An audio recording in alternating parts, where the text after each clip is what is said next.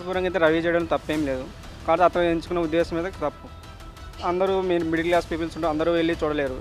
Suppose main hero cinema release అయ్యింది 1000 దాకా పెంచుకున్న 600 పెట్టారు. మిడిల్ క్లాస్ పీపుల్ ఎలా చూడగలుగుతారు? సపోజ్ ఇప్పుడు అది movie.com ఉంది, అది వచ్చేసి చాలా సంవత్సరాల నుంచి ఉంది. మళ్ళీ దాన్ని ఎవరు పట్టుకోవట్లేదు. మూవీ రోజులో వస్తుంది, అన్ని మూవీస్ వస్తున్నాయి, మళ్ళీ దాన్ని ఎవరు ప్రశ్నించట్లేదు.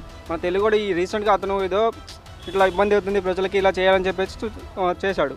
దాన్ని ప్రశ్నిస్తారు కానీ మళ్ళీ మూవీ రిలీజ్ ఎప్పటి నుంచో ఉంది, మళ్ళీ దాన్ని పట్టుకోవచ్చు కదా, దాన్ని ఆపరు. ఇట్లా తెలుగు కూడా ఏదో మన మంచి కోసం ప్రజల కోసం ఇట్లా టికెట్లు పెంచుతున్నారు పాదం నుంచి అతను కష్టపడ్డాడు, ట్రై చేస్తాడు. అట్లానే అందరూ దీన్ని ఇట్లా అంచనా చేసుకొని ప్రభుత్వం మీద ఒత్తిడి తీసుకొచ్చి టికెట్లు తగ్గించాలి అని ప్రైజ్ కోరుకుంటున్నాను. అది క్లోజ్ చేయడం వల్ల చాలా మంది ఇబ్బంది పడతారు. ఎందుకంటే ఒక మిడిల్ క్లాస్ ఫ్యామిలీ అంత డబ్బులు పెట్టుకొని మూవీకి వెళ్తాడు, ఓకే, టికెట్స్ అంటే 250 200, ఓకే, మధ్యలో పిల్లల్ని తీసుకెళ్తే స్నాక్స్ వస్తాయి, అవి 300 500 600 ఎలా పెట్టుకుంటాడండి? ఇప్పుడు ఒక్కొక్క రెమ్యునేషన్ వాళ్ళు చూస్తే కోట్లలో తీసుకుంటారు.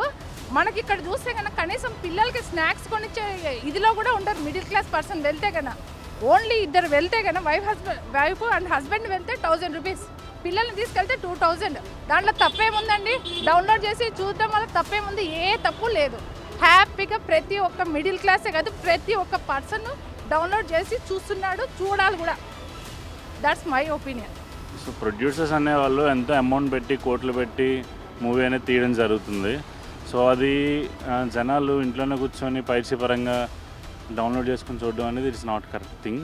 సో ఆ ఐబొమ్మ వాళ్ళని అరెస్ట్ చేయడం అనేది నేను మంచిగానే భావిస్తున్నాను అది.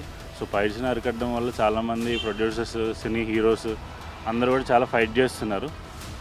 సో దాని పట్ల పోలీసులు తీసుకున్నది మంచి పని అని నేను అనుకుంటున్నాను. Thank you. ఐబొమ్మ రవిని అరెస్ట్ చేశారు కదా, అదైతే నాకు పెద్ద అది పెద్ద కొంచెం బాధాకరంగానే ఉంది. ఎందుకంటే నా చిన్నప్పటి నుండి 300-500 పెట్టుకుని ఎక్స్పెన్సివ్గా నేను టికెట్లు పెట్టుకుని అది ఎంత ఇష్టమైన ఫిల్మ్ అయినా నేను చూడలేకపోయేవాడిని. కానీ ఐబొమ్మ రవి తన ప్యాషన్ కోసం చేశాడో లేదా చిన్నప్పటి నుండి చేసాడో నాకు తెలియదు, కానీ ఒక రకంగా పేదోళ్ళకి మంచి చేశాడు. నేను అనుకున్నది ఏంటంటే తన స్వార్థం గురించి అదేం చేయలేదు. తన స్వార్థం గురించి అయితే తన దగ్గర కోట్లు ఉన్నాయి కాబట్టి, అట్లీస్ట్ సినిమా చూడగలిగే స్కోప్ ఉంది కాబట్టి తను చూడగలడు. కానీ అందరికీ అదే ఉద్దేశంతో ఇద్దామని పోలీసులకి మాస్ వార్నింగ్ ఇచ్చి, అది ఎవరి మీద కక్ష కాదు, ఒక వ్యవస్థ మీద తనకి పేదోళ్ళకి సినిమా అందిద్దాము. తను చెప్పాడు ఈ సిగరెట్ నుండి ఈ సిగరెట్కి మారుస్తున్నానని. అంటే పరోక్షంగా ఒక 500 కూలీ తెచ్చుకునే పేదోడి దగ్గరికి సినిమా చూసి మీరు కూడా చూసారు ఆ సంజయ్ థియేటర్లో చచ్చిపోవడం, ఇలాంటి ఒక 5 రోజులు ఆగితే ప్రతి ఒక్కడు సినిమా చూస్తాడు, అది ఎంజాయ్ చేస్తాడు. నాకైతే తను ఒక్కడే కాదు కదా, ఇలాంటి కోరికలు మనలో కూడా ఉన్నాయి, బట్ ఎవడో బయటపడట్లేదు. మనోడు ఒక హీరోయిజంగా చేశాడు, అది నాకైతే అరెస్ట్ చేయడం బాధాకరంగానే ఉంది. I'm big fan of Ravi. ఇది అరెస్ట్ చేసినందుకు చాలా హ్యాపీగా అయితే ఫీల్ అవుతున్నా. ఎందుకంటే ఇండస్ట్రీకి చాలా నష్టం జరుగుతుంది కాబట్టి, దానివల్ల ఇండస్ట్రీ వాళ్ళు చాలా నష్టపోయారు. బయట ఎలా ఉందంటే ఇప్పుడు ప్రజలు ఏంటంటే చూసేస్తారు, మొబైల్లో వచ్చేసి చూసేస్తారు. దానివల్ల ప్రొడ్యూసర్లు, సినిమా వాళ్ళు ఎంత నష్టపోతున్నారు, ఎంత బాధపడుతున్నారు అనేది వాళ్ళకి అర్థమవుతుంది. ఎందుకంటే ప్రొడ్యూసర్స్ అంత ఇన్వెస్ట్ చేసి ఈరోజు ఏంటంటే ఎలా ఉందంటే సొసైటీ, ఇప్పుడు మార్నింగ్ షో పడుతుంటే 1 అవర్లో మళ్ళీ రిలీజ్ అయిపోతుంది మూవీ ఆన్లైన్లో. దానివల్ల ఎంత నష్టం, ఎంతమంది మూవీస్కి వెళ్ళరు. బేసిక్గా ఐబొమ్మ అనేది ఒక మంచి ప్లాట్ఫామ్ అండి. సో డైలీ వేజ్ లేబరర్స్ కానీ, లేకపోతే డైలీ హౌస్ వైఫ్స్ కానీ, లేకపోతే డైలీ ఎవరైతే ఉన్నారో ఒక మీడియం సెట్ చేశారనమాట. ఇది ఇప్పుడు ఆల్మోస్ట్ ఇప్పుడు 500 రూపీస్ ఎక్కడికైనా వెళ్ళినా కూడా మాల్స్లోకి వెళ్తే 500 రూపీస్ పెట్టాలి. సగటున అది ఎవరు అంటే వెచ్చించడానికి కరెక్ట్గా లేరు. ఇంకోటి ఎవరున్నా కూడా అంటే బలుగు బలహీన వర్గాలు కానివ్వండి, లేకపోతే మధ్యతరగతిగా సంపాదించే వాళ్ళు కానివ్వండి, అది వాళ్ళు తీసుకొని వచ్చిన డబ్బులన్నీ తీసుకొని వచ్చి ఒక పిల్లపాపలతో వెళ్ళి ఒక కొత్త మూవీ ఏదైనా రిలీజ్ అయితే తీసుకొని వెళ్ళి ఒక ఆదివారం దాన్ని వెచ్చించాల్సిన ఖర్చు కూడా ఎవరు పెట్టాలనుకోవట్లేదు. ఫస్ట్ ఆఫ్ ఆల్ వీళ్ళు ఇంత రేట్లు పెంచేసేసరికి వాళ్ళు చేయడం 200% కరెక్ట్ అండి. అంటే అతను చేయడం అనేది కరెక్టా కాదా అనేది డెమోక్రటిక్ క్వశ్చన్. తర్వాత అది లీగల్ ఇష్యూస్ ఉన్నాయి, సోషల్ ఇష్యూస్ ఉన్నాయి. తర్వాత ఫైనాన్షియల్గా వీళ్ళు ఎవరైతే ఉన్నారో వాళ్ళు పెట్టి చేసే ఖర్చు మీద ఏదో జరుగుతుంది. కానీ అంత పెట్టి తీయడం వల్ల వచ్చిన అంటే వాళ్ళు ఎంత పెట్టి తీస్తున్నారు అనే దాని మీద కరెక్ట్గా క్యాగ్ రిపోర్ట్ అని ఒకటి ఉంటుంది, కాంప్ట్రోలర్ అండ్ ఆడిటర్ జనరల్ అని ఒకటి ఉంటుంది. దాంట్లో ఎంత ఖర్చు అవుతుంది, ఎంత ఎక్స్పెండిచర్ చేస్తున్నారు, ఎంత క్యాపిటల్ రెవెన్యూ చేస్తున్నారు, రెవెన్యూకి ఎక్స్పెండిచర్కి మిస్ మ్యాచ్ అయ్యి డెఫిసిట్స్ అవుతాయి. ఇప్పుడు అలాంటి డెఫిసిట్స్ ఇలాంటి సినిమా రంగంలో కూడా పెట్టి వాళ్ళకి ఎంత వెచ్చిస్తున్నారు, ఎంత ఖర్చు చేస్తున్నారు, దాని మీద వాళ్ళకి ఎంత రెవెన్యూ వస్తుంది అనే దాని మీద పెట్టి హెచ్చు తగ్గుల్ని తగ్గించే విధానాలను కానీ పెట్టి అప్పుడు వీళ్ళు పోలీసులు కానీ వాళ్ళని ఐబొమ్మ వాళ్ళని కానీ ఇంకో బొమ్మ వాళ్ళని కానీ పట్టుకొని చేస్తే బాగుంటుంది. కానీ వాళ్ళు పట్టుకున్న తర్వాత వీళ్ళు ఎక్స్పెండిచర్ ఎంత పెడుతున్నారో తెలియదు, హీరోలకు ఎంత ఇస్తున్నారో తెలియదు, వాళ్ళ ఆదాయ వనరులు తెలియదు, అవి తీసుకొని వాళ్ళు ఎక్కడికి వెళ్తున్నాయో తెలియదు, ఆ ఫండ్స్ అన్నీ ఎక్కడికో ఎక్కడికో ఎందుకు వెళ్తాయి, ఇంకా పాలిటిక్స్లోకి వెళ్తాయి. వెళ్ళిన తర్వాత డబ్బున్నోడుగా వెళ్తాడు, మధ్యతరగతి అవుతాడు, దిగు తరగతి వాడు ఎవడైతే 500కి 200కి ఎవడైతే మా పిల్ల పాపలను తీసుకొని వెళ్ళి సినిమాలకి వెళ్ళాలనుకున్న వాళ్ళకి వాళ్ళు అసలు సినిమాలే లేకుండా చేస్తారు. ఏంటిది? దోపిడీయే కదా. శ్రమ దోపిడీ ఏదైతే ఉందో వీళ్ళ శ్రమ దోపిడీ అని పైన వాళ్ళు అరుస్తున్నారు, కింద వీళ్ళని కూడా చేసే దోపిడీయే కదా.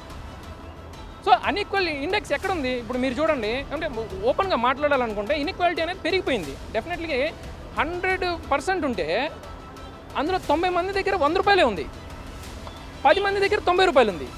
ఈ బేసిక్ తెలిసిన ప్రతి ఒక్కడు ఎవడైతే ఐబొమ్మని సపోర్టు వాళ్ళని చేయాలి, వీళ్ళకి ఆదాయం ఎక్కడైపోతుంది, వీళ్ళకి ఎక్కడ పోతున్నారు అనే వాళ్ళకి ప్రతి ఒక్కరికి తెలియాల్సిన విషయం ఏంటంటే 90 రూపాయలు ఉన్న వాళ్ళ 10 మంది దగ్గర ఇంకా వాళ్ళకి 92, 91, 93, 94 అని చెప్పి వాళ్ళకి డబ్బులు 100లో 99 వాళ్ళు వచ్చేదాకా 1% కోసం వీళ్ళందరూ కొట్టుకునేదాకా ఆ 1% కోసం ఏమనుకుంటారు, కింద ఆ పర్సెంట్ లాగేటప్పుడు ఏమవుతుంది, నువ్వు నేను అని చెప్పి ఈ హెచ్చు తగ్గులు అనేవి పెరిగిపోతాయి. ఒక మానసిక స్థితి ఏమవుతుంది, అస్తవ్యస్తం అయిపోద్ది. కొట్లాటలు, క్రైమ్ ఎందుకు పెరుగుతుంది అంటే ఇప్పుడు పోలీసులు అరెస్ట్ చేశారు కదా. సింపుల్ కాన్సెప్ట్ ఏంటంటే పోలీసులు అరెస్ట్ చేసిన దేనికి ఐబొమ్మ వాళ్ళని, క్రైమ్ తగ్గించడానికి. It was one of the crime act. ఇప్పుడు మీరు బిఎన్ఎస్ చూసుకున్నా, సిఆర్పిసి చూసుకున్నా, ఏమో ఒక క్రిమినల్ యాక్ట్ కాబట్టి అది ఏదైతే ఉందో దాన్ని తీసుకొని వెళ్ళి ఇప్పుడు అరెస్ట్ చేశారు. సో ఇది ఇట్లా కూడా క్రైమ్ ఎక్కువ అవుతుంది కదా. 10 రూపాయలు ఒక మనుషుల దగ్గర పెట్టి దాని మీద 90 మంది పడి కొట్టుకొని తీసుకునేటప్పుడు గొడవలు అవుతాయి, క్రైమ్ అవుతుంది. So it was doesn't it promotes the crime? Everyone has to be like youth. నేను ఇప్పుడు మాట్లాడడం వీళ్ళు అడిగినప్పుడు నాకు మాట్లాడడం ఇష్టం లేదు. మనకెందుకు అనుకుంటూ పోతే ఇంకా రేపు మనకి అది ఎదురొచ్చినా కూడా అది మనకి ఎదురైంది ఆల్మోస్ట్.